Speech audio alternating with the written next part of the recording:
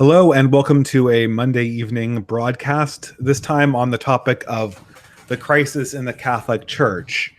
Apparently, the other foot has dropped on the sex abuse crisis that began in 2001 to 2002, and I think a lot of people are trying to figure out what to make of it.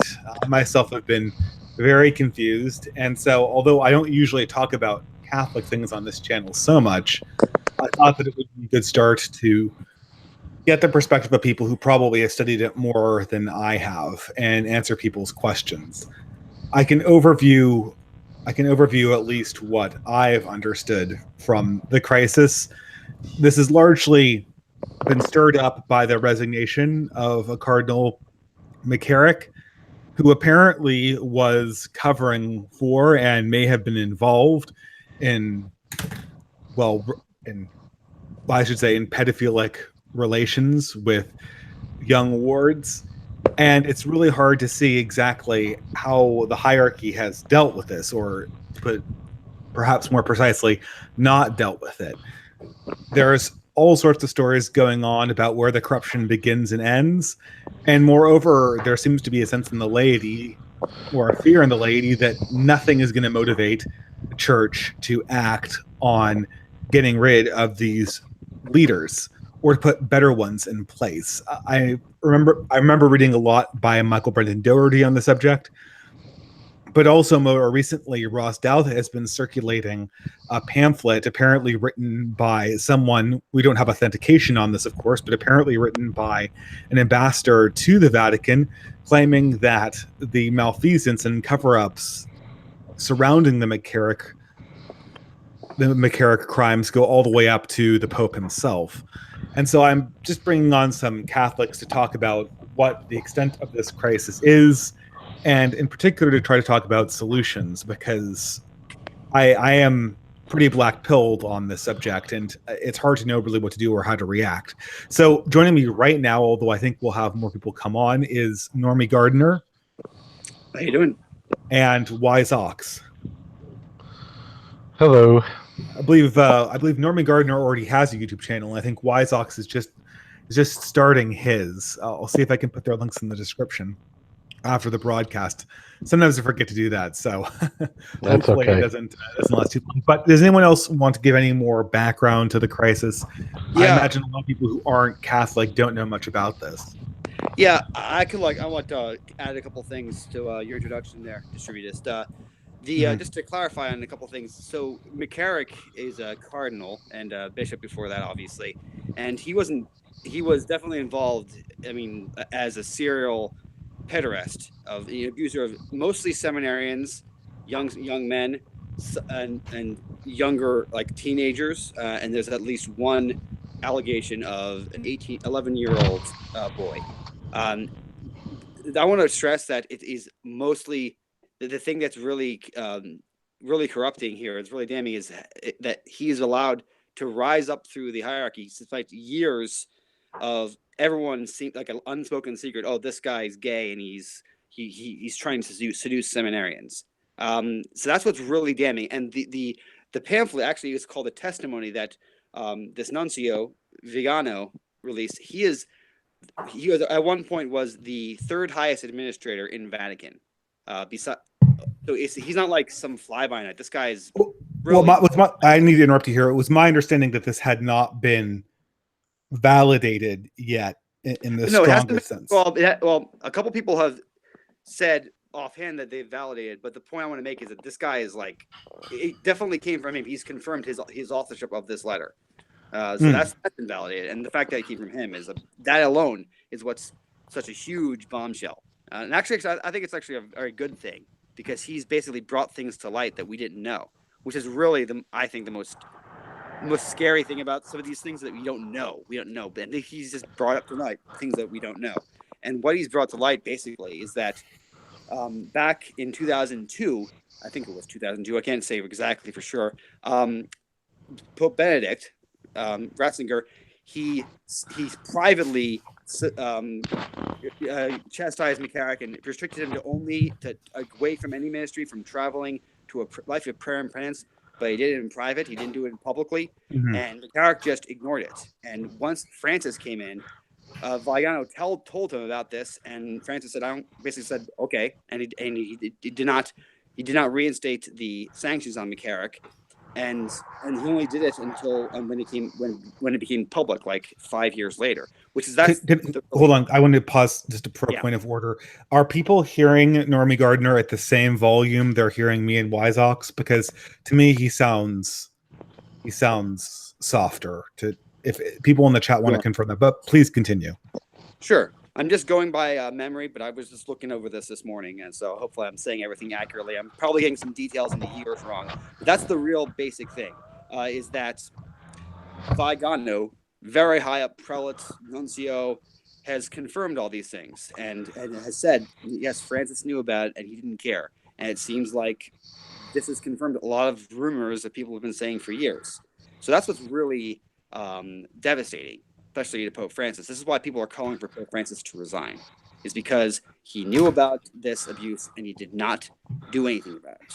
And he could have easily done something about it. I mean, he is the Pope. You know? So, Wiseox, do you have anything to add to that? No, he pretty much covered up the groundwork. There's been other people too. There's been other hierarchs as well that have validated the statements as well. Let me get the. And also, I should point out this too: is that Vigano is retired. His career is over. So, I mean, obviously, he could he's like lying, and if he's lying, he's like the worst person in the world, or he's just clearing his conscience. Either way, it's a big deal. But there's no real incentive for him to advance his career. He's like 77 years old. He's retired. He's not gonna. His career's over. As well. So that's that's certainly very interesting. Yeah. I mean, pardon me. I was gonna say Cardinal Burke has validated it, I believe, and I think National Catholic Register said that they claimed Pope Emeritus Benedict validated that he did sanction McCarrick as well. Well, in some sense, this sounds almost like the conservative failures running into the progressive ones, right? Because that's the story it tells me, at least, right? Because you have the conservative failures being essentially trying to handle internally, which something that must, by its very nature, be handled externally, and then the progressive failure is that, well, when you see the cover up by your conservative predecessor, you dismiss it because you think that it's a function of clericalism or being not with the times or being what does Pope Francis love chastising traditionalists as? Pharisees, too rigid or whatever, so it starts becoming like the politics themselves operate as an excuse making mechanism. I don't want to go into Vigano's motives because to me, I don't think it's really relative. No, I'm not talking about motives. I'm talking. Yeah. I was talking about why the Francis and Benedict made these mistakes. I wasn't talking about the authors. I mean, either this validates or it doesn't. At the end of the day, right? Yeah. As far as I can tell, that's what we're looking at, right? I think the most important thing in all of this, I mean, we do have to. I think we do have to wait for clarity. But the point is, names are being named, and this should happen. Yeah, exactly. I mean, I really think this is a conspiracy. I know they've been talking the Lavender Mafia forever. I think this pretty much confirms what a lot of people have been talking about. Do I need to explain what the Lavender Mafia is? Maybe I do. Oh well, maybe just do it very briefly. It's basically the charge that there is a cabal or a conspiracy of homosexual bishops and priests who watch out for each other's backs, sort of like a mafia inside the church, and that's one of the reasons this is such a long running scandal that happens over and over again. Basically, it was first proposed in this book called Goodbye, Good Men, which came out in the 1990s. And people. That book was. Now there was a bunch of who wrote that book. Do you remember? I can't remember who wrote the book. Actually, I never read the book myself. I just heard about it by reputation. But, okay, hold on. But go ahead. Keep on going.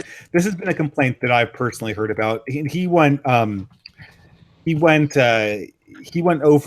a lot of the rumors about homosexuality and liberalism in the seminaries, that's where all this stuff essentially starts at the end of the day.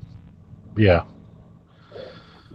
Yes, exactly. Oh, sorry. Yes, exactly. And I think that it's important to I think it's important to note that if this at least was a conspiracy to keep McCarrick from getting punished, it seems like, and it's a pretty strong evidence. So whatever that the truth is, at least it's shows that there was some sort of like, we know about this, but we didn't like not like because everyone's saying, oh, I didn't know about this, oh, I didn't know about this. Lots of higher prelates are saying that about McCarrick, and this kind of shows that they weren't. I mean, either Vigano's lying or they're lying. It seems more likely that they're lying, in my opinion. I guess to me, it doesn't. I mean, I'm thinking less about who's lying. I think, by the way, it's Michael S. Rose who wrote "Goodbye, Good Men," and I had heard him talk about this, but I wasn't aware it was so incredibly early. This predates the original scandal, the original 2002 scandal, doesn't it? Oh yes, of course. Yes, absolutely. And there have been dark rumors for years about this stuff in the priesthood. Um, uh, Father Benedict Rochelle, who passed away a couple years ago, he mentioned this, that it started that he's seen problems with homosexuality, a kind of a subculture of homosexuality in seminaries for years, and he was in the seminary in the 30s or the 40s, I believe. So it's not just one book. There's been many different people that have sort of hinted at this. And the frustrating thing is no one's ever named names before. And Well, no, just I mean, this is. you I know, don't know. I mean, and I know that this is sort of the pattern we get into as Catholics, right? So we have these scandals, and they're horrific, and then then we. But here's sort of the temptation I found is existed for Catholics is that when you get right down to it, these scandals are probably comparable to a lot of similar scandals that have happened in other institutions, like the Oh yeah, BBC, like yeah. well, there was one with rabbis and the Jewish community, et cetera, et cetera, Mhm. et cetera. There were frequent sex abuse scandals among primary school teachers, and the temptation of Catholics, a laity at least, is to go like, oh well, like I guess everyone's guilty. They're just singling us out. But that's not the point. The point is that we have an institution. This is destroying the Catholic Church's ability to operate as the Catholic Church. Mhm. It's destroying the Well, ability to train new yeah. priests. It's destroying the ability to attract new priests. And Mhm. so, like, the idea that we're gonna that this can be this like shuffled off as being like, oh well, everyone's guilty. That's not. Or the other temptation is to go like, well, prayers, and of course we're all going to pray, but at the end of the day, after everyone prays about this, people are going to go home and they're going to do something. And it seems that the last time we all prayed and went home and did something, this wasn't effective enough to send the message to the leadership. And this is a problem that needed to get taken care of.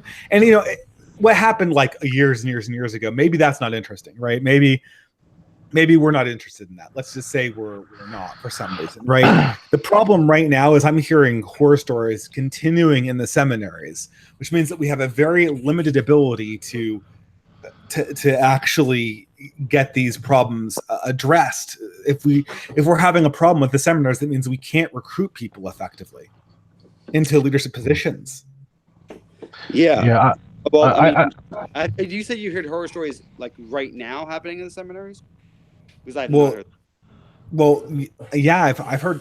Well, I mean, not necessarily like horror stories of the variety, not necessarily horror stories of the variety you'd hear about in like from the McCarrick case, but all sorts of things like lax unorthodox priests teaching seminaries, them developing a culture that was essentially uh, winking and nudging, winking an eye towards heresy. I mean, I imagine people have heard similar things coming out of these places. Maybe Yeah. not. Yeah, and it varies seminary to seminary too. Yeah, I mean, yes. I got to put things in perspective here for myself personally, because, like, I've been through this many times. Like so far, I mean, I've been Catholic my whole life. I went through the 2000, like horror show then, and then now 2018, we're going through it again. And I think like a few things are important to keep in mind.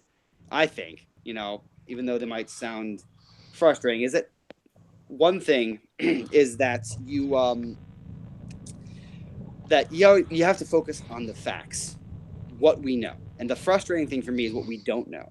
I was actually, after, even though it was shocking, I was very actually heartened by the testimony that Archbishop Vigano gave, because it gave us names and gave us actual facts. He was very precise in what he saw. This is what I know, and it's from a very trusted source. After I researched this guy, I'm like, okay, this guy is pretty high up.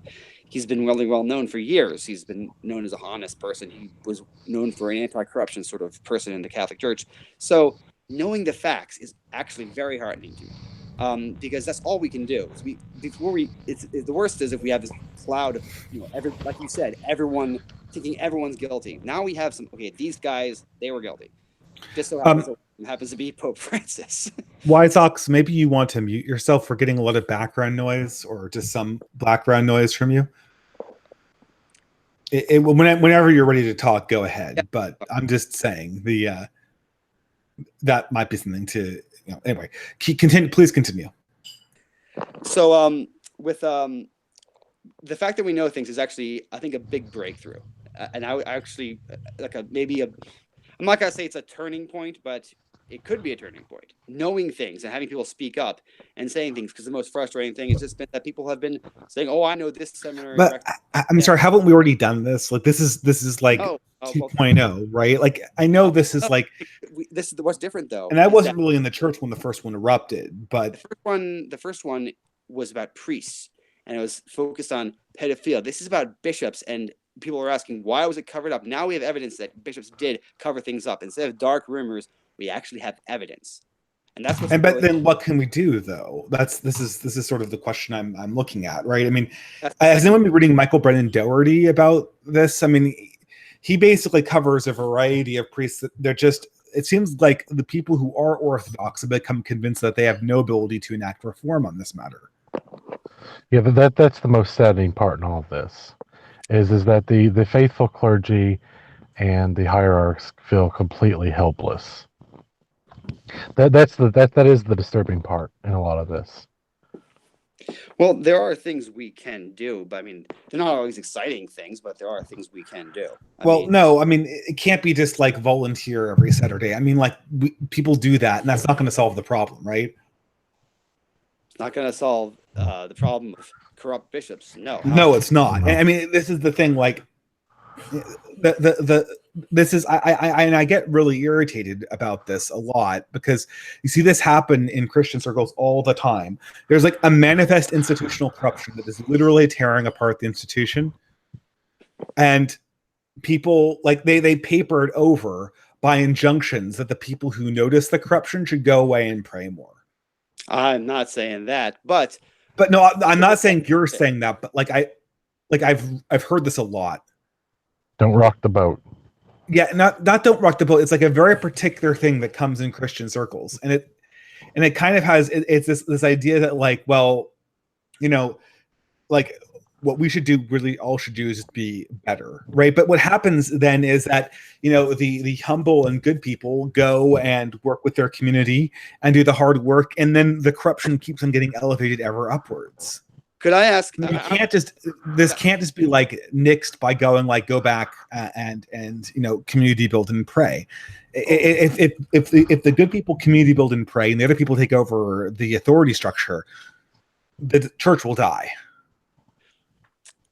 This is what I think should be done. I have trouble connecting dots how we can do it, but what I think should be done is that every bishop that was involved in the cover-up should immediately resign, and every priest that involved should immediately resign. Also, the order of Jesuits should be suppressed. That should be suppressed by the Pope. Do we have evidence that the Jesuits are particularly indicted by this, other than the fact that they just generally are kind of... Vigano calls out the Jesuits in particular, saying that the deviant wing of the Jesuit order is now the dominant wing of the Jesuit order. He doesn't say, I said that they should be suppressed, but it seems that the majority of the Jesuits are bad, and like we can suppress an order. That's possible. That's been done to the Jesuits before for bad reasons. I think that if you really want to do something bad, people that are in the hierarchy have to be taken out of the hierarchy and really disciplined, and the Jesuits have to be suppressed. If I was the Pope, that's what I would do. I'm a layman. I can't do that. So, but in the meantime, what lay people can do is we can starve the bishops of their funds, for one thing. You can't. Well, that's actually something to do, but the question is that wise? Is that called for? You can give money to a parish, not give it to the archdiocese. The archdiocese does not need that money, and they don't deserve that money if there's a bishop that is there any doubt of his involvement. Just don't give them. They have an appeal for archdiocese every year. Don't give that appeal. I mean, honestly, it's not. Will that send the right message though? To me what we need is like an actual physical organization that wants to drive for change. It's going to be both lay people and it has to be clergy. It has to be 100% orthodox, and it has to be able to hold the bishop's feet to the fire in a real substantial way. The only way I know for the lay, like individual withholding of funds without a voice speaking for that doesn't seem likely to solve the problem. We can have it organized. We can say this is why we're taking our funds away. Just taking away without any explanation wouldn't be effective. You're correct. We would need to organize a lay organization that would target this and get us all organized and say, no, don't give to the bishop's appeal. And be just as well. Like if there's a good bishop, I mean, I'm in the Archdiocese of Philadelphia. Chaput is my bishop, and no evidence he's covered up anything or done anything bad. So just, across the board, not giving to funds obviously wouldn't be good. We find the bishops that the bishops that are guilty, like Cardinal Wuerl, Wurerl. He's been named as one of the people that covered this up. Don't give to his funds. Starve his, a diocese. That's where I guess the starving thing, like it's too individuated. It doesn't allow a lot of people to speak with one voice and actually get onto a media or academic platform. Hearing something right now and people individually going about and doing that is like, to me, that's just the wrong end to start from, right? Like it might be good if there was an organization that spoke for this reform, and then we all did it at once, and then we could go on air, go on CNN, and go like, this bishop is going down. We target one person, and Weizox, I think I'm still getting noise from your mic. Are you muting yourself? Yes, sorry. Oh, sorry. I'm just getting a lot of noise. I think someone sent me a super chat for $2. Oh, Bougie, mute Wiseox until he is ready to talk. Sounds like you got a little bit of noisy mic there. But here's the thing: like, generalized retaliation doesn't do anything. Concentrated retaliation does. So if everyone defunds their local bishop, regardless of where they are, that just weakens the church, and you're not even necessarily striking at the heart of the problem. What you need is a concentrated dose of retaliation at the exact areas of the hierarchy that are causing this problem. It needs to be focused, it needs to be announced, it needs to be coordinated, and it needs to have some presence politically and in the media. And without that, like, vague ideas of and I think praying is good, and I think community building is good, but it's not going to solve the problem because you need a scalpel and not a worm blanket. I think you have the media presence right now, for sure. Who does? I mean, you have the Catholic publications. You do have people that's with National Review. You do have people that are part of popular publications that are crying out for justice within the church. Do we have organizations to do this? I mean, this is the thing. Like, is there an organization I could join? No, but I mean, the people are there. They're just not organized as an organization. And that seems to be the problem, right? Yeah. There's plenty of people. Like there's in this problem, there's not an absence of people who want the right thing done. There's not an absence of people who are crying out, demanding for justice to take place in the church. It's just there's no organization. And that's the problem. See, because if we were to believe these reports from the ambassador and everything else, if we take everything at face value, even in the most optimistic light, it's clear that the people who are corrupting the church are organized. So if they're organized and we're not, have to be. They have to. Well, I mean, their evil has essentially forced them into essentially a dark cabal. And if the people who are concerned about heresy in the church are not going to counter-organize and stamp out this heresy, then we're going to be subverted from the inside and have our church totally corrupted by heretical bishops, all the while we do, I mean, it will overwhelm. It will overwhelm the good that we try to do in an individual level in an uncoordinated fashion. I mean, I want to be as innocent as doves and as wise as serpents, right? But this part of it has to be as being, part of this also has to be being as wise as serpents. And I'm afraid that right now the serpents are the only ones who are as wise as serpents, and none of the doves are getting as wise as serpents. So they're just flying into the serpents' mouths. Yeah. So Dave, one of the reasons that I think we haven't been able to organize up to now is that it's all in the shadows. I like the cover-ups. There's been denials. There've been cause. I didn't know about this. We talked to the psychiatrist. The psychiatrist did this. You know, there have been spots of here and there, but that's why I agree with what you're saying for the most part. What I want to be clear though is that the fact that we now have people speaking out and other people will follow this. That's what I'm sure of.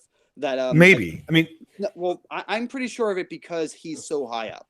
And also, there are people that are wanting to speak out, and this is like maybe the first thing that breaks it. The point is, though, is that if we could at least get the people named in this letter, he's like named like 15 archbishops in this testimony. If we get, now we have a target. You know, before we did not. Before we had no proof. Now we have pretty strong evidence bordering on proof. Third highest man in the Catholic Church has named these guys.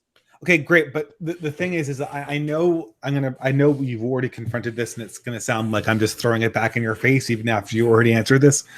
We have had scandals like this before, and I feel like they have not been properly addressed. Now, I'm a reasonably involved layperson in the church. If there's going to be a counter organization against this, they probably would want to have someone like me on board, right? But, you know, who do I join? What petition do I sign? Where do I send a check to the organization that's going to bring this into the spotlight and flush out these corrupt leaders? So, what I mean, there's an independent, like churchmen for the Inquisition is what I want, right? Like, could I mean, this sounds like some kind of fantasy novel, but like, what I literally want is I want lay people being formed into auxiliaries of the Inquisition and then being used against malfeasant bishops to suppress them if we can't remove them absolutely. Well, I know, and that's the reason I was talking about that was because to answer your question, why haven't we done this yet? I think this is what makes a difference now. This is what's a difference about this is that we have targets before we didn't. We had individual priests, a small fry, but we didn't have the big fish, you know? So you're expecting this to be done soon? It happened 2 days ago. It happened like 2 or 3 days ago. So now we can form, like, it's possible to form an organization and target these bishops. You know what I mean? Like that's something that's different about this time. Okay, but in that case, we would expect that in the next month we would form up actual organizations to counter push this. What I'm worried about is that people are going to forget about this, and then it's going to be business as usual in a very short order. I don't think that's going to happen.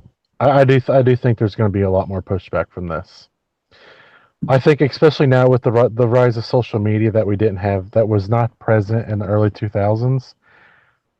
The way information spreads today, I think you're going to have more pushback. I think it's inevitable, especially now that we have when you have names, it's a different story.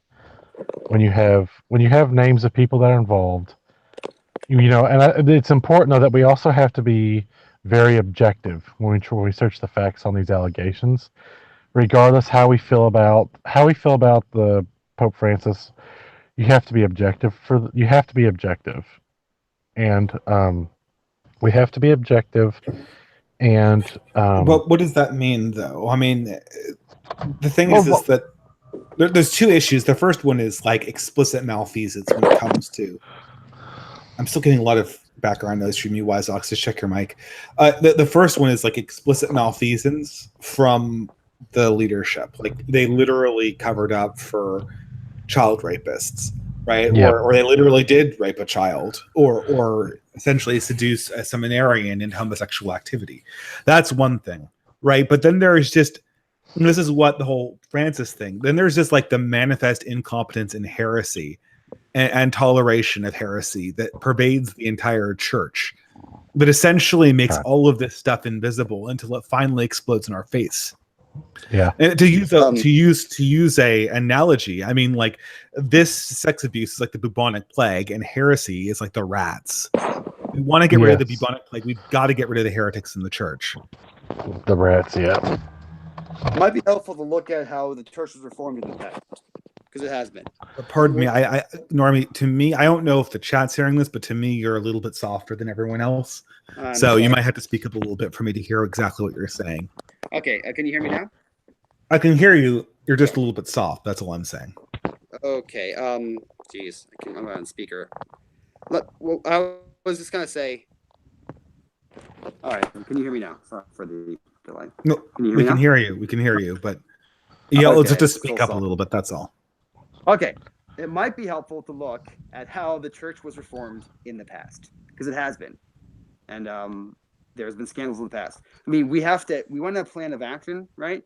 Let's take a deep breath. Let's talk about the plan of action. You know, not gonna get that done in this chat, but that's where we gotta start, because I really do think this is something that's been growing on very strongly. Reflecting on this last days, preparing for this chat, was that we live in an age of hyperactivity. Everyone's like the high blood temperature, and what we need now is not be angry and not be resolved to fix this problem, but to be determined and focus our anger and have a plan of action and have a because to not fall into despair, to grab the facts. This, I'm not saying in broad terms now, but I think it's important to start with that attitude, because the temptation is to just say it can't be solved. This is despair. This is so unconquerable. No, it is conquerable. It's going to be tough, but it is conquerable. Let's just say that first. Well, sure. I mean, I'm assured that the church is eventually going to overcome this. The question is the church going to overcome this without like draining off 30% of its adherents and losing entire countries? If that's what it takes, it will. But I mean, I think the more pressing thing is going to be the church drains off 30% of its bishops and 30% of its priests. That's what I'm well, saying. 30% of its bishops and 30% of its priests are replaceable. 30% of its adherents are losing an enormous part of the globe. I've got 2 super chats here that I want to read a few. First of all, Bell for $5 Canadian. What can we expect to convince? What can we do to convince the Pope to create an edict to turn over all related records in every parish to local law enforcement? Ooh. Well, I don't know. I mean, I don't know how to answer how do we convince this Pope to do X, because at this point, this Pope that we currently have is part of the problem. Not that I think he's an abuser, or even necessarily, as the document we discussed, a coverer for abusers, but rather just because he promotes heresy in the church, and is, in my opinion, heresy is the transmission mechanism for the disease of pedophilic abuse. As for cooperation with the local law enforcement, so far the bishops already have done that, or they should have done that in 2003. So it's questionable what more can be done. Right now, what I'm worried about is just the ability to preserve leaders that actually treat this as a problem, that treat the orthodox operation of the church and enforcing rules in seminaries and enforcing orthodoxy in seminaries as a priority. And that's what I'm concerned about. And unfortunately, local law enforcement can't handle that. That's the job of what Catholics call the Congregation of the Doctrine of the Faith, or what they should just call the Inquisition. Yeah. I mean, like, another thing to keep in mind, too, is like, if we really want to like get these bishops, we can have plenty of help doing that if that's all we want to do, you know? That's necessary. That's necessary first step. They've got to go down. Yeah.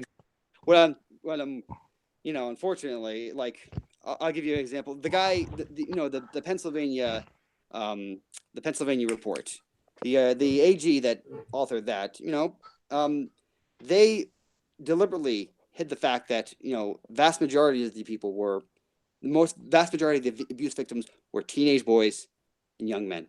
Okay, they didn't highlight that because it's not politically correct. We have to, like, what I'm trying to say is that there'll be plenty of people who want to take down these bishops, not because they want to save the Catholic Church, but because they want to destroy the Catholic Church.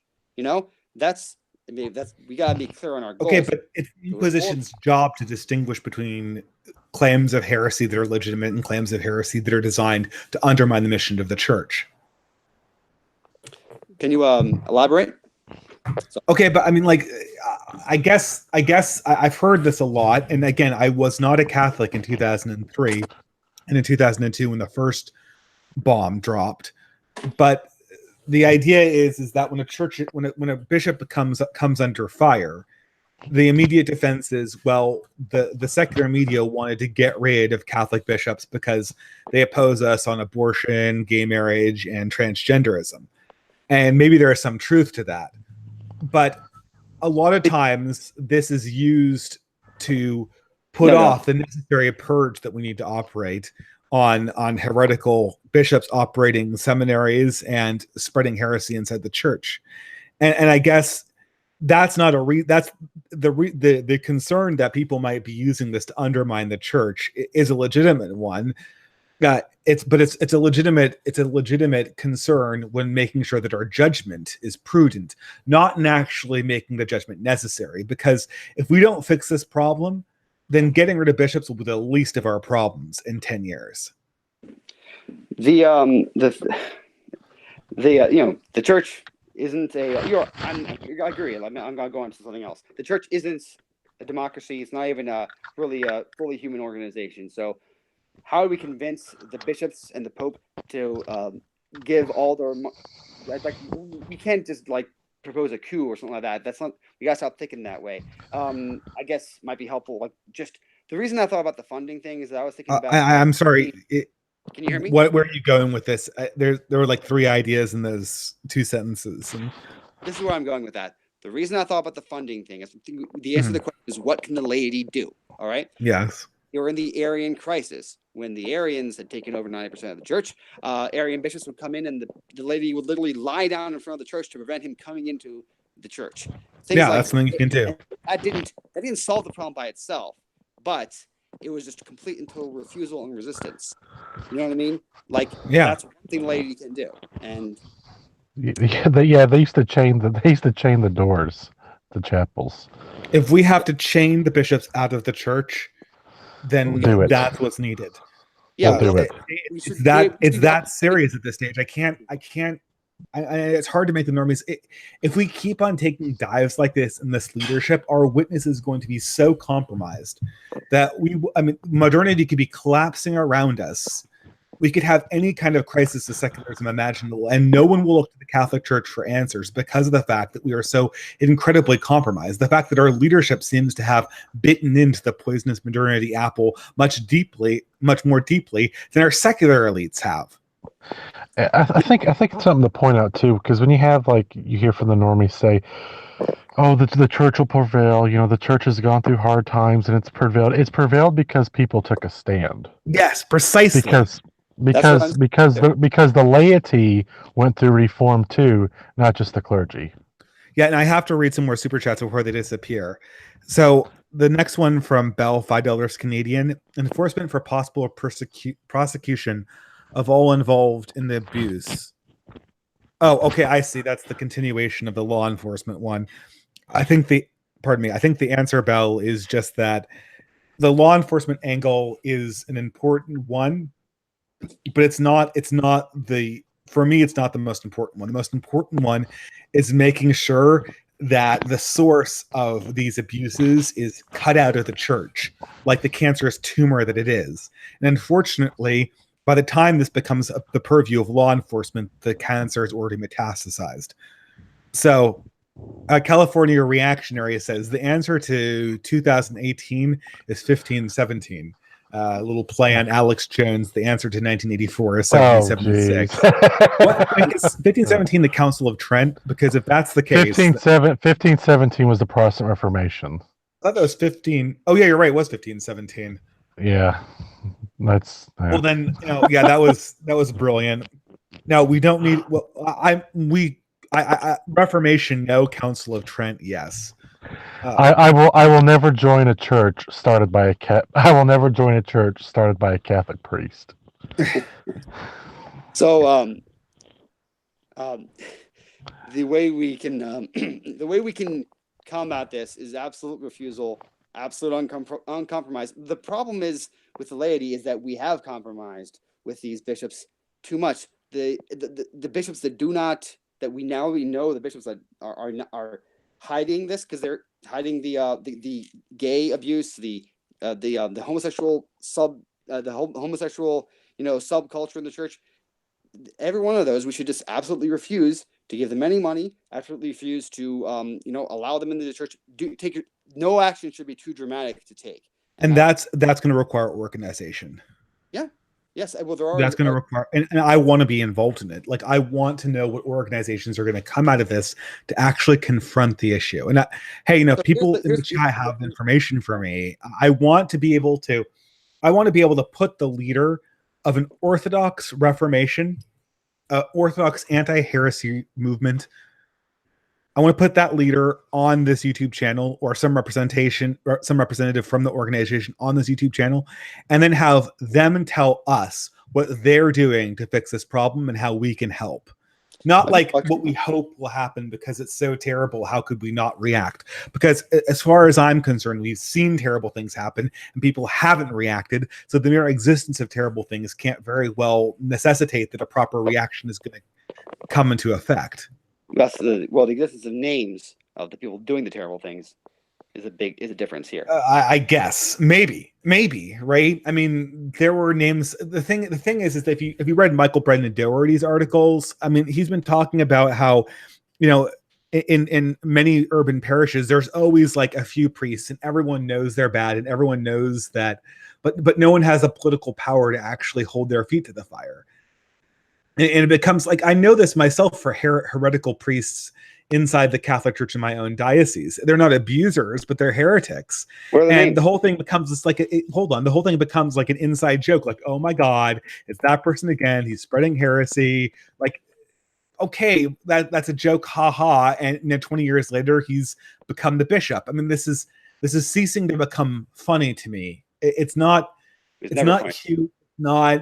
It's not an element of the church. It's not, oh, we've always had this. This is like, well, what's the organization that I joined to actually get rid of this? Because Dave, this has gone way too far. I'm sorry to interrupt you. I hold my. No, go ahead. I apologize. I speak over people, but I'm very animated on this subject, and I think we just want to communicate that, Dave, it was never funny to me, to be honest. I mean, I know I'm not talking to you. Thought funny. I know what you're saying. You know what I mean? Mm-hmm. If I hear anyone saying that, the immediately thing I'm saying is, give me their name right now. Say it out loud. Obviously, you want to dox yourself. I don't know where you live or anything. But the thing is that we got to start naming these things publicly. That's the very first thing we can do every time. Like, oh, this priest is a heretic. Just say it. Like, we got to have an attitude of complete visibility. Because the big problem here is the lack of visibility. This guy, some over here. I heard a story here. I heard a story there. Names, details, dates. If you know them, say them. We always have to do that. No matter. We have to start enforcing heresy regulations like the left enforces racism accusations. Yes, absolutely. Because unlike them, we actually have a reason to do it. Yeah, they're as dangerous, if not more, especially in the leadership. Now, I mean, I guess this has to be part of a larger conversation, of course, because of the weird position that the church is in these days. But there you go. Yeah, the church has always been in a weird position in some sense, but yeah. Yeah, I guess I've become very allergic over the last few months to the church has always been in the bad position type sentence argument thingies. I personally, in the opinion, I don't have any proof of this, but I've gone all the way to church militant territory now. I think there is a communist infiltration of homosexuals that's been taking place in the last 100 years. That seems like as good a theory as any to explain this. Well, I mean, like I said, the thing is that the secrecy naturally breeds the conspiracy, right? Because people are covering up for their own malfeasance, and then that makes them blackmailable by people who might be covering up something else that, strictly speaking, isn't legal, like pederasty. I think part of the problem is that when you talked about naming like a heretical priest and everything, is I think some people want to be vocal, but they're afraid they'll be labeled by liberal Catholics. Because I think everybody has experienced a lot of liberal Catholics, whether if it's in their parish or online, just the frenzy that they cause themselves. For example, when you speak out against someone like the comments that say Father Martin will make, right away you're a bigot, you're a homophobe. I mean, it's. I mean, why should I entertain that? Yeah. No, but I think a lot of people though Why does want to anyone speak out. entertain that? I, Yeah. Is this a generational thing? Does that hold weight for people? I believe so. I believe it's just that people are afraid of being labeled. People are afraid. People are afraid of coming across as, I think, just intolerant. Honestly, I think it just affects. I've been labeled a homophobe because I wouldn't want to date a woman that had a penis. I Like, know. I'm serious. I feel like Bane from The Dark Knight. Like, you call me homophobic and you think this gives you power over me. What the heck are you talking about? This Yeah. word is meaningless. It's tossed around for anything. Yeah. You know, one thing I think it might be helpful to analyze what paralyzed us the first crisis and since then. You know, I can speak for Well, myself. what paralyzed us is an improper reaction to Vatican II. That's the start. I mean, the start is modernity, but then I think we belly flopped Vatican II. I think the idea was good. I think a lot of the ideas that came of it were good. I think, and I'm a Novus Ordo Catholic, right? So I can't very well say that everything that came out of that's bad. But like, we somehow went beyond that, and this invited in heresies.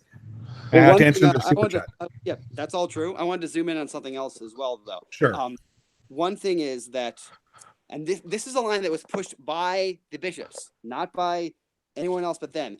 When they commissioned the report, I think it's the John Jay report. The report came out with saying this is a homosexual problem. This is 90% of your victims are teenage boys, and they said no, rewrite it. We wanted to say a pedophilia problem, not homosexual pedophilia. And when I heard that struck me because I know one of the things that always paralyzed me when talking about this was that, like, no one likes pedophiles, and you can't say anything about, okay, well, they're just pedophiles. We don't know why. And it's funny how when you look at the actual facts, this is the facts. It is primarily a teenage boys homosexual problem. It's one thing I like to say is that. Well, it's also just priests seducing young men in their 20s who are in seminary, and this creates a homosexual culture inside the seminaries, which further encourages heresy, and further encourages heresy, and it further encourages a wink wink nudge nudge attitude when it comes to malfeasance, which also encourages pedophilia. It's complete. It's so predatory too, using their position of power over seminarians. And I understand that when you're in your 20s, like, you should have the wherewithal to fend off, especially if you're. And I know this is a big problem for Christians. One of the big spiritual problems for Christians is that, especially in the Catholic Church, the clergy have a masculinity problem, because people who are masculine are discouraged from the priesthood in a lot of ways culturally. And this leads to a lot of very sensitive young men who don't know how to properly react against authority to find themselves in a position where the authority is literally trying to, for lack of a better word, rape them, right? And I understand it's unusual to see this, and that in itself is a problem. But again, it's not the fault of the seminarian. There is a place for sensitive young men who don't question authority in the priesthood, even if they are overly represented what we need in terms of the masculinity. And that is completely homosexual. It has nothing to do with pederasty.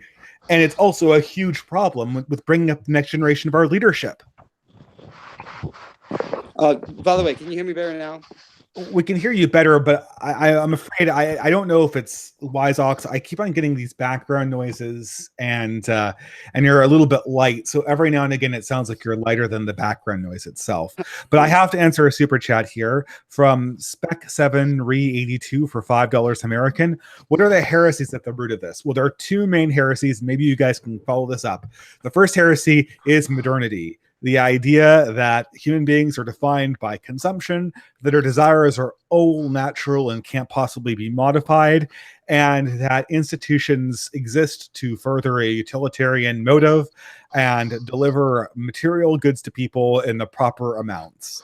right? This is the technocratic globalism that you hear about from reactionary movements, but it also has a more fundamental problem in spirituality. And I hate to say this, I hate to sound like a hipster, but Catholics were talking about the modernist heresy before it was cool.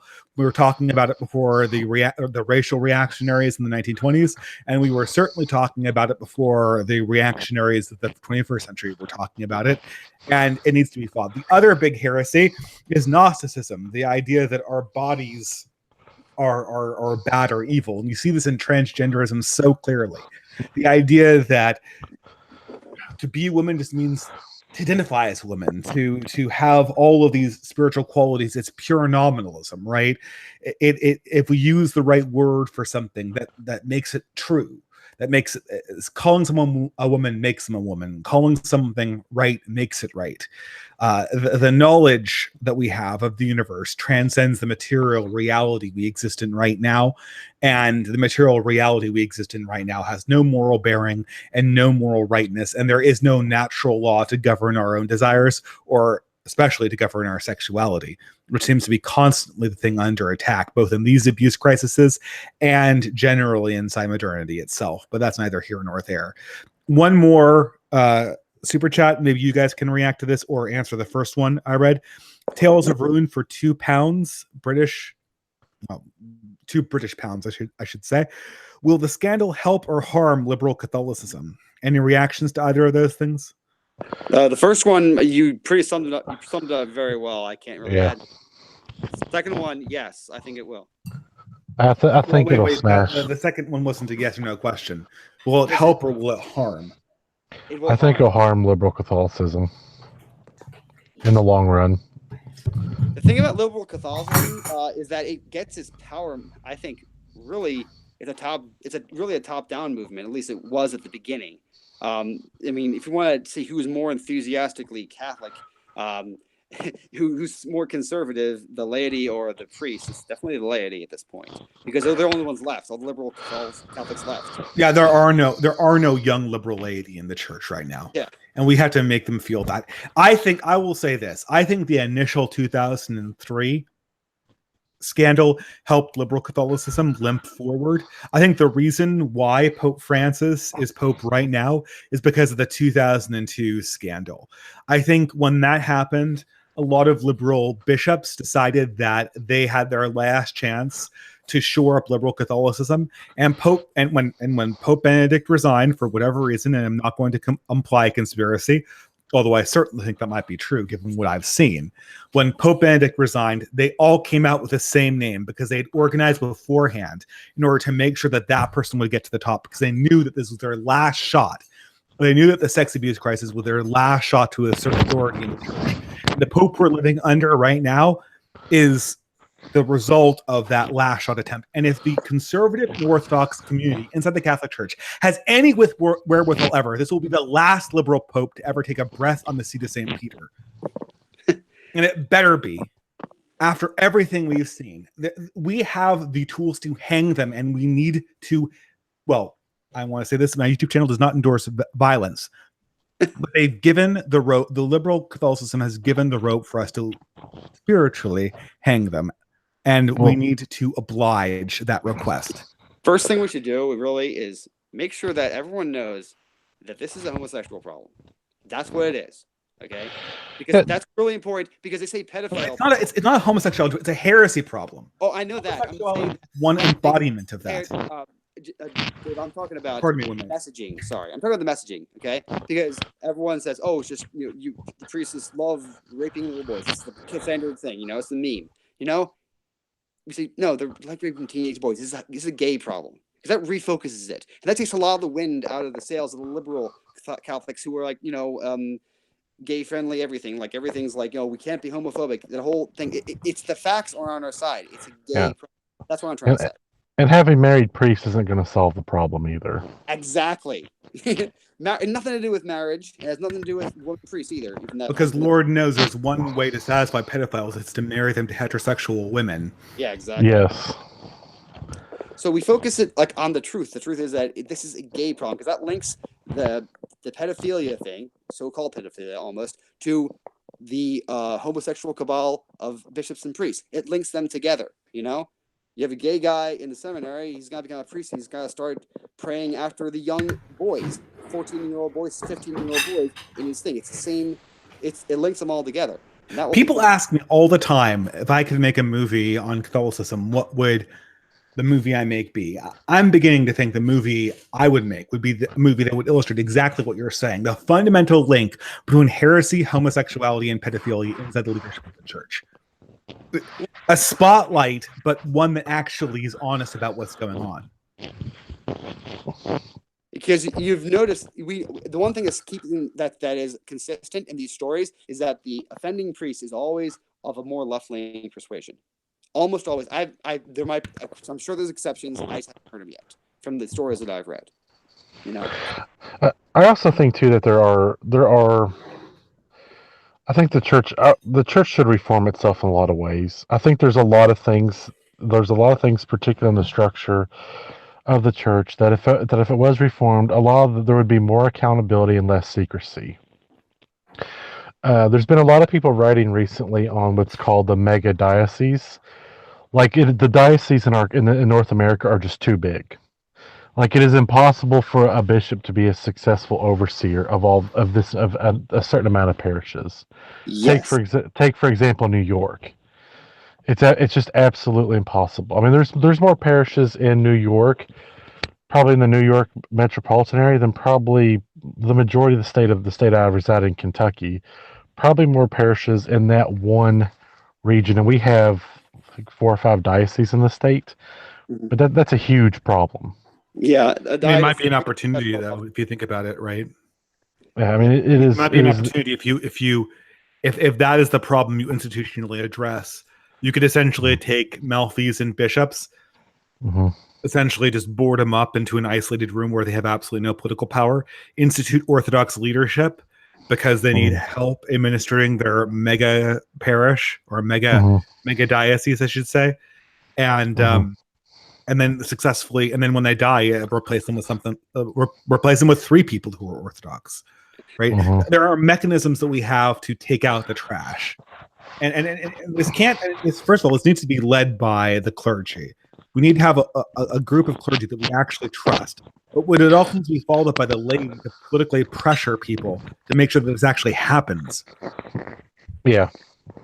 Yeah, well, one good news is that, I think that we have the young clergy on our side for the most part. I mean, I know a lot of guys who are priests. I mean, like many guys, and they're all super trad. I mean, that's a light of hope, as you might say. Also, what you're drawing, what you're saying, I actually one time happened to be in the company of Archbishop Shapiro. It was like a special occasion. I was in a dinner that he was at. He was talking about it. He was just after he came to Philadelphia years ago, and he said this diocese, the Archdiocese of Philadelphia, it's way too big. I can't be He's a good bishop. It's like I can't be a bishop of 3 million people. Like it's too big. We gotta reorganize. He said the exact same thing you were saying. That like another thing to point out too is that one of the reasons that some of these bishops had so much power is that they're very good fundraisers. Like apparently McCarrick was an excellent fundraiser and raised billions of dollars, at least before this came out. So again, that goes back to the funding question. Well, that's one of the ways. Speaking of funding, I have to read a super chat out here from PS for $4 American. You need a good Charles Coughlin flamethrower. A good fire fury preacher on this topic will draw attention and money fast, and thus terrify the Vatican. Well, amen to that. I mean, we need to put a preacher like that on the Warhammer 40,000 bus of heresy destruction. At this stage, I can't reach enough. I can't reach enough superlatives about how much we need to actually elevate people who want to bring reform among the clergy. If we can do that, and I know I'm using like over the top terms and allusions to sci-fi works and all this stuff, but if we can we need to send a message to the Vatican that can't be ignored. And I don't know how to do that without being extreme, because apparently they ignore our attempts to be nice to them and ask for this. No, there's no being nice anymore. The time for niceness is past. Past like back in 2002. no, I mean, it's time to like just be hard nosed about this, and I Lock think lock the lock the church I get doors. the general attitude for everyone anyway. Everyone I'm talking to, like, or normies too, they're all. I mean, I was talking to, I was, so my sister was in town, and a lot of my brother and sister were in town this weekend, and they're all super normies. They love John McCain. They were really mad. They don't like Donald Trump. They were all pissed off. They were all fired about this. They were not. No one is interested in being nice anymore. So we have the. I think we have the power to organize on this. I don't doubt that. Yeah, I mean, even your more liberal-leaning Catholics are very upset, and they're very discouraged by the way Pope Francis has handled the situation thus far, and they're very upset. Yeah, this is not going away. So yeah, question of organization. That's the thing. I mean, that might be helpful to talk about that, Dave, because there are organizations now, but they have their own problems. Like they have, there's so much infighting even among the trad community. I heard from Russian Struggle that Pope Francis did a no comment on that document released by the ambassador. Yeah, He Is did. that true? Yes. True. It's Yes. amazing he would do That's that. insane. It's insane. I'm surprised he didn't deflect to the death penalty is bad. He's really good at that. It was maybe he'll. I'm just holding out hope that maybe he'll reconsider. It was like a plane interview the day after, so maybe he'll come up with something better than this. I think he's going to wait till he goes back to this. As a friend said, he's going to go back to the squad at the Vatican to see how to handle the damage control. I hope the death penalty is un-Catholic for the sake of these bishops he's been defending. True. Yeah.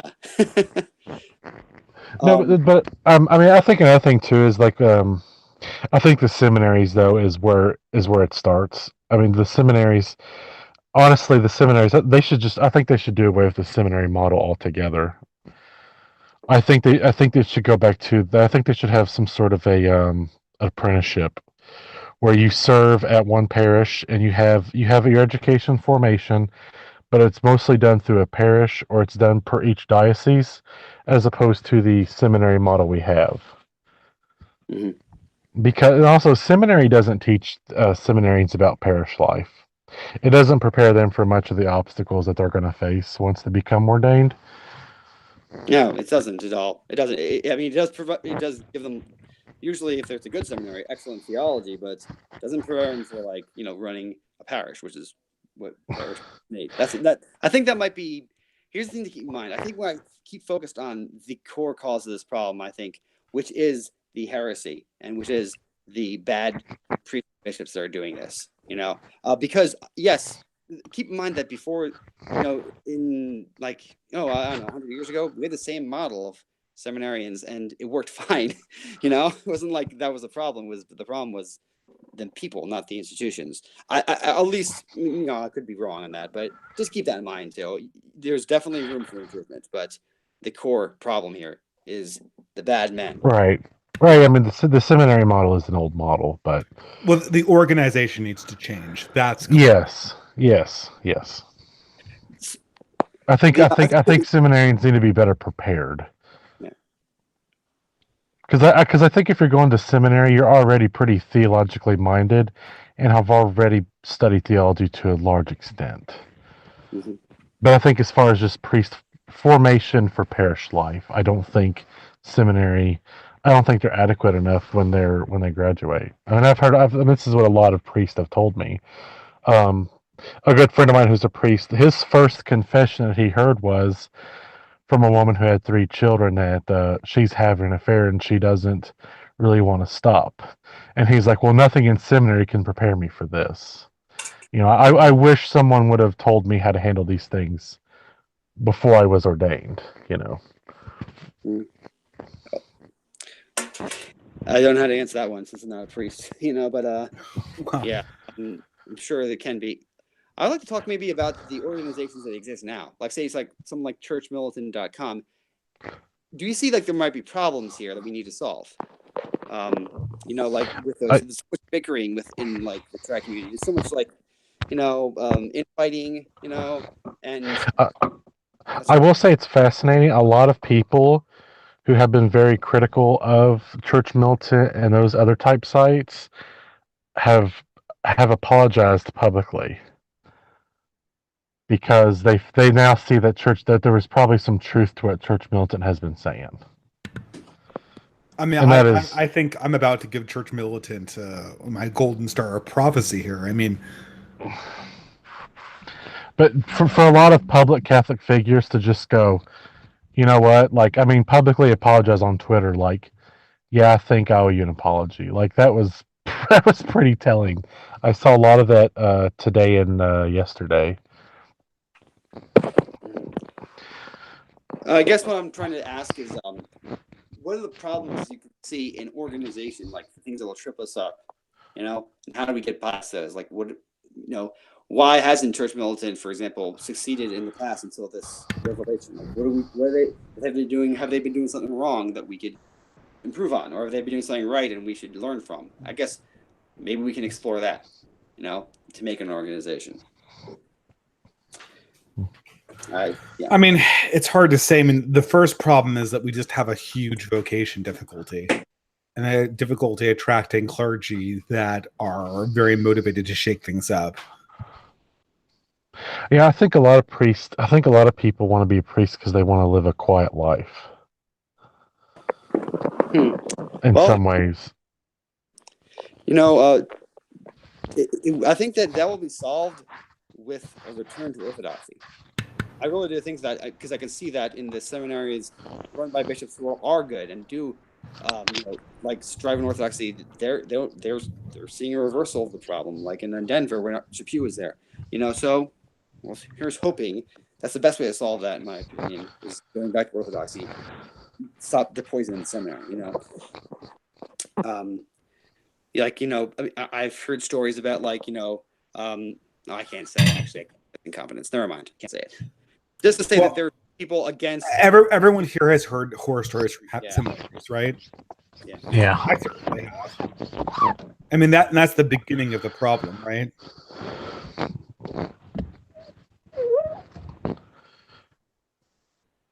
Hello? Yeah, I'm here, so I had to mute my second, so I didn't keep it crackle. The main thing is that we have to get rid of the problems of seminaries with if you see the reason that I think the big part of the seminarian crisis is because of the corruption in the seminaries and the heresy in the seminaries. You get rid of that, I think you'll see the flow come back. So we focus on that problem, and then maybe we can solve. Well, the problem is none of us control the seminary, so we can't very well focus on it, right? Like, I can't dial up the principal of the seminaries and go like, "What the hell is going on?" I have no authority, and that's the difficulty, right? It's got to start with pressure to the leadership, so it goes down to the seminaries. I have a super chat that I need to read out from Crazy Assailant for $5 American. Outright heresy is a real problem, but how we address them? I think he means how do we address the more pervasive issue of weak, timid priests who offer banal liturgies and uninspired homilies? I think that's what we're addressing right now, but does anyone have any more comments on that? It all goes back to formation. Yeah. I mean, I hate to say that because it sounds like a pat answer, but it does. Well, the formation of being a priest, the formation that they're receiving in the seminaries. I mean, this goes back to the seminaries again. Yeah, I mean, that's all part and parcel of the same problem, guys. It's all the same thing. We have to start with getting rid of the heresy and bring back orthodoxy, and then this is all connected, which is a good thing. Now we know where it's. I don't control the heresies, though. I don't control the seminaries, though. No, I agree. That's the problem. But at least we know where to start. That's the goal. How we get. No, we goal. we don't, because we can't start there. There's no way to start at the seminaries because none of us have political leverage over them. No, sorry. I wasn't clear. What I meant to say, I agree. We don't have a way to get there yet, but we know what's this problem here, this problem there, all these different molehills. They're all the same mole. That's what I'm trying to say. It's definitely all connected because it's all heresy. But the question is the heretics have built a huge wall around themselves to insulate themselves from just the kind of attacks that we're trying to plan right now. And it's very difficult to know how to come in on that. Yeah, so I want to reiterate what I've always said too.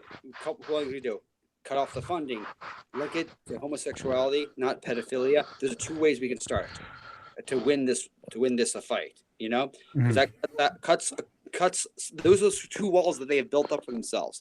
The pedophilia thing was built by these bishops to deflect away from the homosexual thing, which would lead back to them. And the funding reason some of these guys had so much power is that they're powerful fundraisers. So we focus on those fundraising as well. Those two things are two walls they've built up that we can tear down with a focused effort by, both by messaging and by organizing and cutting out their funding. That's one. I'm just throwing that out there. I don't know how the details how to do that. I mean, it seems to me that every one of the suggestions we have listed in this conversation right now have one common first step that we can actually do, and that's politically organize Orthodox Catholics, both laity and clergy, into a way that can directly put political pressure onto bishops.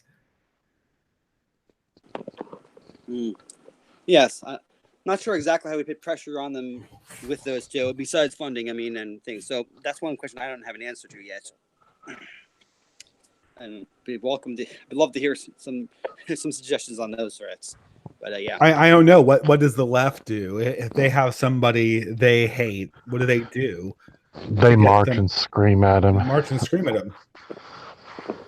Yeah, I'm not saying that will necessarily work, but I wonder why it works so well for the left. To be fair, they're persistent. Yeah, that's one thing they're persistent at. Excellent point. Persistence. If you picked one target and just came after them persistently, I think people get the message. It's one thing you have to say about the left is they are very persistent. I mean, you have to give it to them. Yeah, religious people usually are, and leftism is their religion. So we should be able to beat them at this game. But this is I think this is something too though where this problem, especially the grand jury issue, is I think it really disturbed me because it showed something very, very dark where you almost had clergy acting as grooming. I mean, they basically acted as grooming gangs, and to me, this was terrifying. I don't know if you two have read any of the report or not that have come out. I did. You did? Did you distribute this? Yeah, it's pretty disgusting. Yeah, just the way that they would groom these children, or most of them appear to be young adolescent boys. This is the Philadelphia report? Yes. I couldn't get quite through the entire thing, but me neither. Yeah, but it's just, and I have children at parochial school, and this is something that has been on my mind quite a bit. Now, I will say that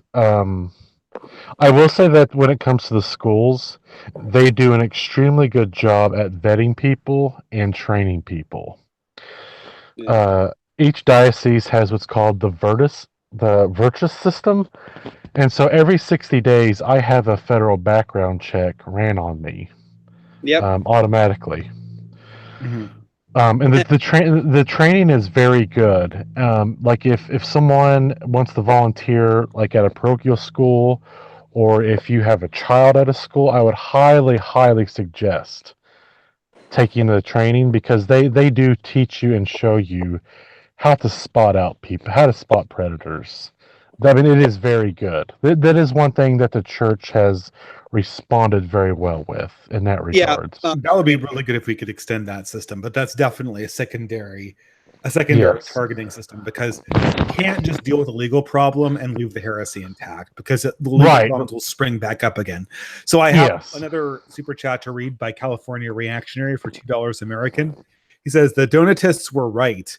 # no longer priests. I'm not sure I can discern that one. Is that some Protestant thing?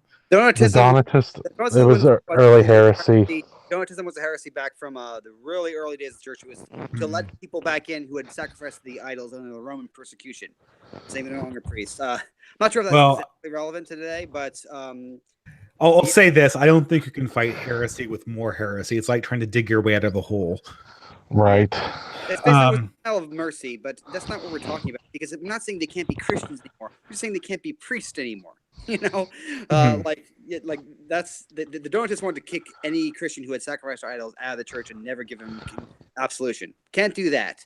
We can give him absolution. We can give him God's mercy. That's not the question. The question is take them out of positions of power. Take them into a life of prayer and penance. Like for the really bad ones, even if we execute them, legally, of course, we would give them confession first. That's not the problem. The problem is get them out of the church. Get them out of the positions of power that they're in. You know what I mean? That's what we have to do. That's what we have to focus on. That's our goal. And then we got to talk about how we do it. And I think that's what we are discussing. It's, I don't know. I mean, and actually, there's another super chat here that might help us segue for $10 Canadian. Carlos the Real G says, I've been wanting to become a Catholic for a long time now, but the leftism and these abuse scandals, pardon me, has really put me off. And I've heard this a lot. I mean, and this is why continuing to operate the church's witness under these conditions is totally untenable. The direction that Pope Francis has the church moving in is a dead end. There is no way to confront modernity the way that Pope Francis is moving the church, unless you want to make the church a subsidiary of modernism, of the modernity heresy itself. And that is something that I will fight tooth and nail against. Yeah. Well, to ask the guys, why does he want to become a Catholic? What's drawing him to it? Well, I imagine, Yeah. I mean, I don't know personally because maybe he'll reply in the chat, but and if you do, please out reply me so I can see it. I suspect the reason why a lot of people who watch this channel who are atheists consider becoming Catholic is because of the Catholic Church's witness against the excesses and immorality of modernity itself. And that's something that so I'm still getting breathing. Can people check their microphones? Yeah, it's the excesses and modernity themselves that probably draw a lot of people to Catholicism, because Catholicism has made a really good witness against all of the problems we're seeing right now. It just somehow it's tried to buy the last ticket onto the Titanic, just as the modernity Titanic was sinking. Pope Francis wants to jump right on so we can go down with the entire edifice. And to that I say, no, thank you. Yeah, please don't do this. Or pardon my French, fuck off. Yeah. But this is going nowhere, and everybody who's anyone in the Catholic Church knows this is going nowhere. There's no future for the Catholic Church in the Pope Francis direction. Yeah, I feel really sad for the Orthodox clergy right now. Like, I can't imagine the weight that they must bear every single day. Well, yeah, but they should. But the thing is, we Orthodox laity, in some sense, are bearing it as well. I imagine. Oh, we are. The Orthodox. I imagine if you're an Orthodox clergy, you're bearing a lot more. But the way to get this weight off is to counter-organize politically against this, and that's the only thing I can do. That's the only thing we have to give them right now. The only thing we have to give them is the cross of counter-organizing against heretical infiltration of the church. The only way out of this is through, and that means through the heretics. And I was thinking about this.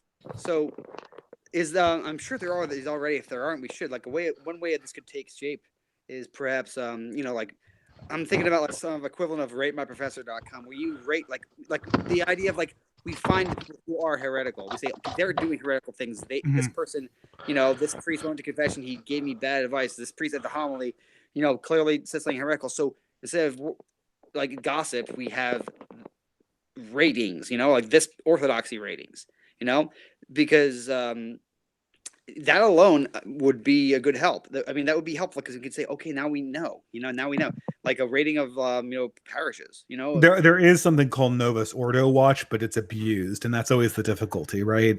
Yes. We have to be really careful if we use social media to solve this problem, because social media, I hate to say this, but social media isn't as forgiving as your average inquisitor is. I'm serious. It lacks the discretion that the Inquisition would have operated with at a previous era. If we start turning this over to mob justice, people will be going after Orthodox priests for no reason whatsoever. Well, we are And the talking about left will encourage that too. we're all talking about the laity here, so we're talking about the mob. But yeah, we have to have some sort of organization, have some sort of confirmation, have some sort of It like. needs to be discretionally ruled over too by people we trust. Mhm. And that's just the question we have right now when we look at this problem. We're just looking for solid ground to stand on. Like, what is the solid ground to stand on? Because in order to be able to pull people up, I need to know what element of the church is actually intact so that I can start pulling from that point as a mooring. Yeah, it's like, okay, we've compared this to a cancer, to a metastasizing a disease on the body of the church. We got to dislocate the parts where the cancer is and say this part's good, this part's bad. That's so, and we have to do that in a way that the people doing the naming are doctors and not just mobs. You know, just saying I don't like this priest who did this. You know, but like someone like, for example, like we have a report. Say I'm just throwing this out to spitballing. We have a report of a bad, like a heretical preaching at this one parish. Someone reports that we don't just throw his name up on the bulletin board. Hey, this is a bad person. We get other confirmations. We send someone else to do it and say, okay, if the priest won't do it, if the hierarchy won't do this, we do this, you know, and we say, yes, this is bad, and this is the reasons why. We have evidence. This is why, and then we just put it up there. We just have it. Okay, this is good evidence, and we have like a reputation for honesty and forthrightness and not being, you know, mob justice. Then we would have something that would not be abused. You know. Yeah. That's one way of starting. Of course, we need to have the weight of, you know, I'm trying to think of, we need to have the good reputation to build up a good reputation to be of any use at all for Catholics. You know, you can't just have like a random website, you know, it would have to be something like maybe a sponsored by someone who is, you know, respected and loved would be a helpful thing. Like I said, just spitballing, just throwing ideas out there, you know.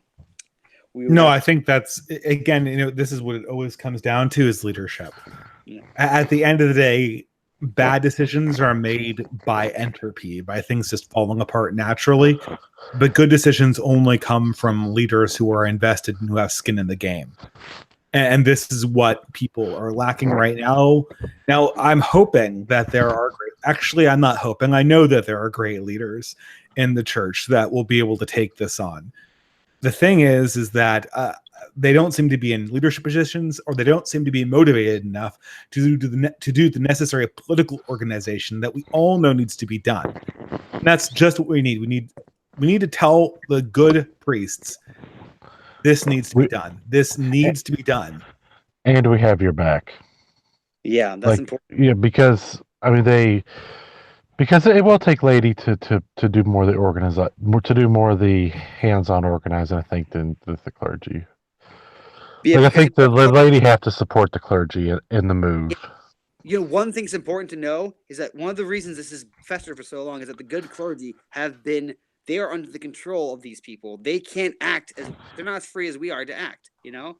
Like a good Orthodox priest, young priest in a parish, you know, and this has happened to people, you know, they speak out, they get shipped off to Alaska, you know, they get shipped off to a obscure thing. They don't advance in the career. So laity has to step in because of that. What we can do is support the Orthodox priests and let them know that we're working with them, you know, and where there are good bishops, you know, enlist their support, get in contact with them, because that could obviously help too. So we can know where, you know, we gotta go play to our strengths. You know, if there's a diocese that has a good bishop, that's one of our strengths. We go with that. If there's a diocese that's got garbage bishops, then we have to change our strategy in that diocese. You know, accordingly, we have to be true about it. I also want to make an appeal and I know like we're a small population, but the Eastern Catholic churches is because there is this temptation, I think, for Eastern Catholics to kind of like step back from the problems going on in the Western Church because it doesn't happen as often, or it doesn't happen. It's easy for us to kind of just step back and go, well, that's not our problem. That's a Latin problem. But the problem is if one part of the body is hurting, the other parts of the body have to function to help it. And like I think Eastern Catholics need to step up and have solidarity with the Latin Church right now, because that's something that I've definitely in a lot of conversations with other Eastern Catholics is they just want to say, well, that's not our problem. that's Yeah, not a they're sort of, again, there's sort of this idea that, oh, look, the Latins' house is on fire, but we live in a common neighborhood. Yes, yeah, and that's that attitude has to stop. I mean, if someone's throat gets cut, the hands are going to try to stop the bleeding. I mean, if one part of the body is hurt, the whole body is affected, and the church universally has to have this attitude and get involved. Because I mean, it doesn't happen in the numbers, but also the Eastern. I mean, Eastern Catholic churches are such a small population that I mean, when it does, I mean, you talk about secrecy. I mean, it's small populations. A lot of things go untold as well. Mm-hmm.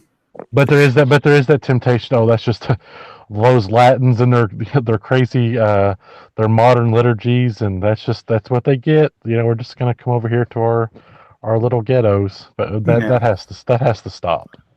We will all hang together, or we will all hang separately. Mhm. And Yes. we are playing a global game for all the marbles. We're not. This is, and this maybe this is encouraged by the sort of Benedict option idea. And Mhm. I am a person who likes the Benedict option idea. I have plans to interview Leia Labresco on her wonderful book about implementing the Benedict option. Is that worth But buying? well, it depends what you're looking for, and we can talk about that later. But at any rate, I think it is. But people might buy the book expecting to get something that they're not getting. Right. But if you're looking for sort of like helpful tips, it's a good one. Okay. But think small scale at any rate. But part of the thing I don't like about the Benedict option is they think they can retreat from modernity, and we see now that we can't. If we do not beat modernity in the church, we will not beat it in our own communities, and we will not beat it in the culture at large. No man is an island, and no parish exists apart from the whole. I don't think there's space for us to be the Amish. So the only way we have available to us is political organization. Now I have to read the super chat here, guys. So give me a second.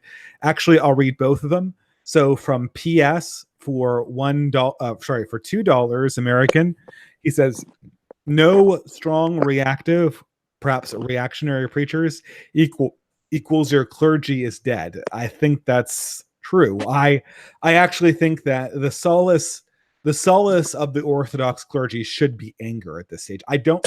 It just seems healthy to me. I know it's not properly, detached. It's not cool, but I think the only healthy reaction to the situation we have right now is anger. And then I have for $8 Australian, the purveyor of mercy says, maybe instead of pulling up, we should pull the cancerous parts down first. Tear out the cancer so the body can heal.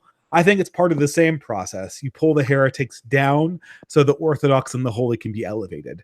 That's really the only path we have. But we have to start by singling people out as particularly egregious examples and targeting that. Sort of follow Saul Alinsky's rule of pick a target, focus on it, and absolutely destroy it. Persistence is the key here. So I think we're probably winding this down unless more guests are going to come in. What other things do you think we should talk about before we well, again, I have another 20 minutes if need be, but what do people think might be something we should talk about before we wind the stream down a little bit? I think it's important to talk about this too. In addition to everything else we were talking about, the practical ways that we can do this, we have to be saints. We have to be saintly, because the thing is that people won't go on to if we're just going to be around just being the Inquisition by itself. I'm sorry, we don't live in the Middle Ages, unfortunately. I'm regretting this, but people will be drawn to us by our saintliness.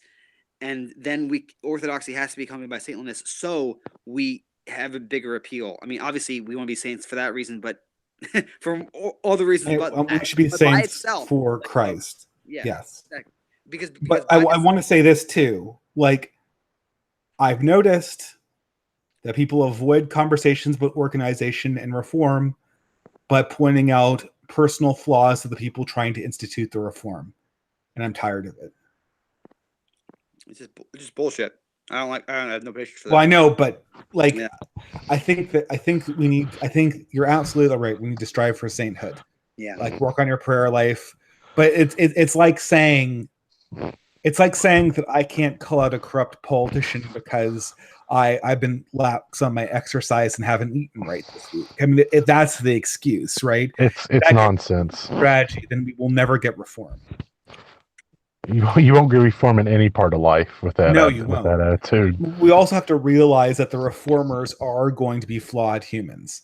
I'm not excusing it. I'm not saying you shouldn't strive for sainthood. I'm not even saying that that this should take priority over your prayer life or your devotion or your family. What I'm saying is that everyone's going to love their families. Everyone's going to strive for sainthood. Everyone's going to pray, hopefully, if we're Catholic. And after everyone does all those things, some political action is going to be taken. And we have to find some way of making sure that that is going to be the right political action. And so, insofar as this conversation is concerned, I don't know if I can really do the job of the priest and give a proper homily about spirituality. It's never really been my strong suit. I'm afraid I'm not a strong suit on apologetics. I'm not a strong suit on spirituality. I'm mainly a cultural person who does this as a hobby. But at the end of the day, after we have taken care of ourselves spiritually and our opponents have to take care of themselves spiritually, some political action is going to be taken. And I'm afraid that if we care about the larger macrocosmic effect, we're going to need to make sure that it's the right one. I agreed there. Absolutely. Well, are there any other topics of conversation? We've been going now for about an hour and a half. I don't. Yeah, I think this is going to be. I wouldn't be surprised. I wouldn't be surprised if there's more. There's going to be more conversations over probably the next couple of weeks. We'll have to do a follow up on this, certainly. Because I imagine over the next couple of weeks, I think there's going to be a compounding effect on the revelations that have been given the past couple of days. Yeah. So I think when Pope Francis's supporters are confronted, if this thing authenticates and his response to it, if this is what I'm hearing is correct, I mean, the supporters of his policy should be running for the hills, because that's unacceptable, in my opinion. Yeah, essentially, he told them he's not going to compliment. And basically, he told the journalists to figure it out for themselves. Yeah, I know. That's like basically, I'm not cooperating. It's like the Fifth Amendment. It's like what mafia bosses say when they're confronted with their corruption. They don't say lawyer. They just say I plead the fifth. Yeah, exactly. Yeah. Yep. I think it's important, I guess. I'm going to sound like an old lady here, but the serenity prayer is important. The sentiments there. I mean, we got to do what we can. Courage to say what we did. And the things that we can't do, we have to, we can't do anything about that, but we can do this. It's just a good advice it's just common sense if you come down to it, Don't beat your head against the wall of things you can't change. We can't make Pope Francis resign, We can't even make him do anything, really. I mean, but there are things we can do, and I think that a properly organized counter reaction could shut down Pope Francis politically to an extent that would literally cripple his papacy until a replacement can be found upon his death. And if he's not in a position to orthodoxly reform the church, which it manifestly appears he is not, then that is the option we have, to essentially shut this papacy down politically, and then build up the apparatus for a counter-reformation against the heresy of modernity inside the church, and then execute that upon the ascension of a successor that is constitutionally capable of doing what is necessary. Yes, so those are things we can do. That's what I'm saying. Exactly. Excellent. Well, hey guys, I think we've probably exhausted the topics. I should say this, instead of making this a one-time thing, I was thinking of doing sort of a Catholic follow-up every now and again on this channel. Maybe we can discuss a day or a time if people are interested in this. And by the super chats today, it did seem like there was a lot of interest. Maybe we should follow up and see if if my more pessimistic take, or if Normie's more optimistic one is coming to pass, and just sort of monitor it for people who might be interested on the internet. I also think I'm going to do some more research too on. I think The problem is the church does have canons on how to handle these situations. It's just they're not implemented. Yeah, You know, well, because people are always like, doesn't the church have a way of handling these things? Yeah, we have, and we've had them oh, for centuries, we got to. but I think it's just not implemented. I'd like to keep going with this conversation, but not tonight. But Yeah, Yeah, it is getting a little late, and it's an intense conversation. yeah. because I also think that you can take this conversation to subtopics as well. You could do one show, you could do one conversation strictly on the seminary, one on the hierarchical structure. I mean, you could go down this path so many ways. Well, like I think that let's talk more about it. I think we'd do an extended series on this and go through the history of analyze the problem, and that will help us get clarity on the solution. Absolutely. Yeah, absolutely. And you're right, guys. Oh, I have one last super chat, and I don't think it's a serious one. Clement down for $2 says replace the mouth breather. I think that's in reaction to the sounds coming from Wise Ox's mic. Well, we'll work on that certainly for the next time. But I should say, guys, just have a good night. Have a blessed rest of the week. We'll obviously be discussing this Reformation attempt in the future, and for people who are interested, the conversation will continue on this channel. And if there is a counter organization against this process, I intend to fully advertise it to the extent that I can and encourage other Catholics to join in and making sure that this actually gets accomplished. And I don't mean to say that, pray by all means. If you're Catholic, pray. By all means, if you're Catholic, do penance. That's the most important thing. But we need a political solution to this. And insofar as my channel can help, I'm useless at homilies, but I think I have some ear for political organization, and perhaps I can help with that small portion of it. So with that, I'm going to bid you guys good night and have a wonderful rest of the week. Thanks, Dave. Good night.